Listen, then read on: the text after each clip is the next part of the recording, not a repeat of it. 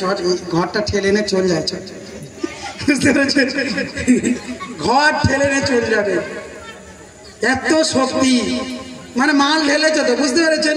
আর আমি আমার জীবনে, সত্যিকার আমার জীবনে আমি অনেককে দেখেছি, ও যখন ভিতরে ওই পানিটা ঢালে না, ওর তখন ইসলামের জ্ঞান বেড়ে যায়, তখন এসে বলে হুজুর এরকম ওরকম, হুজুরদের এসে তখন জ্ঞান দেয়, বুঝতে পেরেছেন?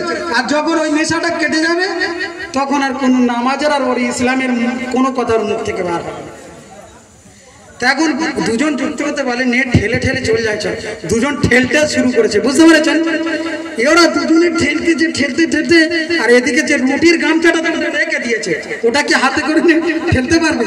এখন একটা পাগলা কুকুর, এখন কুকুর এসে রুটির গামছাটা নিয়ে চলে গিয়েছে, বুঝতে পেরেছেন?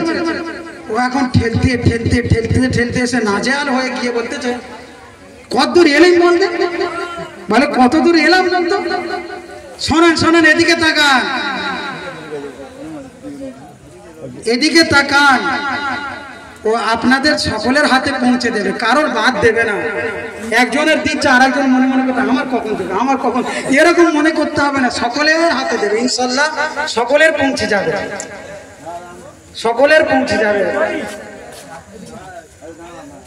তা দুজন ঠেলে ঠেলে যখন নাজাল হয়ে গেল, এদিকে তো রুটিটা কুকুর নিয়ে পালিয়েছে, বলতে কতদূর এলাম বলতো, বলতে কতদূর এলাম বুঝতে পারিনি, বলে সেই রুটির গামছাটা কোথায় গেল, বলে রুটির গামছাটা মনে হচ্ছে ফেলে চলে যাচ্ছি, তাহলে আমরা অনেক দূর চলে এসেছি, বুঝতে পেরেছেন?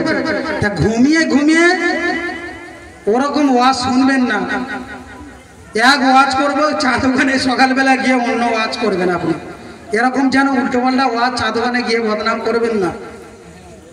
আপনাদের ভালোবাসা সত্যি অনেক পেয়েছি, আপনারা অনেক ভালো মানুষ, খুব ভালো লেগেছে আপনাদের সঙ্গে কথাবার্তা, হাসি খেলা করে একটু কথা বললাম, রাগ করলেন? রাগ হলো? রাগ হলো?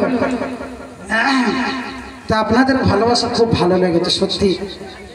আল্লাহ আপনাদের উপরে রহমত নাজিল করো, আপনার এবং এবং আমাকে একসঙ্গে যেন আল্লাহ রাব্বুল আলামিন আমাদেরকে জান্নাতে প্রবেশ করিয়ে দেয়, জোরে বলেন না সুবহানাল্লাহ। সকলে বলি আল্লাহুম্মা আমিন। মায়েরা বোনেরা মনে করতে শুধু ছেলেদের এত কিছু দোয়া দিচ্ছে, আমাদের মনে হচ্ছে দিচ্ছে না, না এই দোয়াটা সকলের জন্যই হচ্ছে।